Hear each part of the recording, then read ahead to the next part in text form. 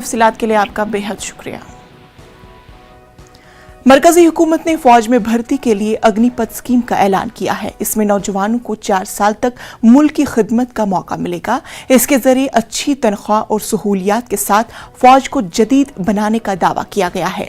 लेकिन फौज में भर्ती की इस स्कीम की अपोजिशन तो मुखालफत कर रही है। साथ ही इस स्कीम के खिलाफ बिहार से लेकर राजस्थान तक एहतजाज हो रहा है। बिहार के नवादा में मुकाबला जाती इम्तिहानात की तैयारी करने वालों में जबरदस्त गमो गुस्सा है। नौजवानों ने आज प्रजातंत्र चौक पर मरकजी हुकूमत के खिलाफ शदीद नारेबाजी की। रांची और धनबाद में भी नौजवानों ने जबरदस्त हंगामा आराई की और अग्निपथ स्कीम की जमकर मुखालफत की। हम लोग को इतना कड़ी मेहनत करने के बाद जाके सेना में भर्ती होते हैं और ये निर्णय ले रहे हैं ये प्रधानमंत्री नरेंद्र मोदी जी की 4 साल की नौकरी हो गई। कौन हिसाब से 4 साल का नौकरी होगा? क्योंकि उसमें 8 महीना ट्रेनिंग होगा, उसमें 6 महीना छुट्टी होगा।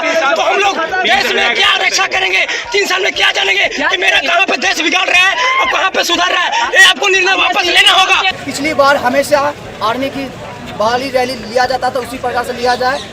टीओडी को वापस किया जाए और पुरानी फिजिकल जो फिट है उस लोग का एग्जाम लिया जाए। जो पहले से फिजिकल फिट है, मेडिकल फिट है, उस लोग का एग्जाम फिर से लिया जाए। हमारे जब डॉक्टर भीमराव अम्बेडकर जो संविधान में हमको प्रदत्त आरक्षण दिए हैं उसके विरोध में ये सब कहानी रचा जा रहा है। अब उसके कहानी क्या है कि अगर हमको सरकारी योजना में आरक्षण मिलेगा, सरकारी रोजगार में आरक्षण मिलेगा।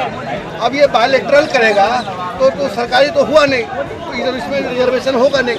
इसीलिए नरेंद्र मोदी की सोची समझी राजनीति है कि किसी तरह से दबे कुचले अल्पसंख्यक के लोग जो जितने भी लोग हैं उसको आउट करने के लिए। इस पूरे मामले पर हमारे साथ बात करने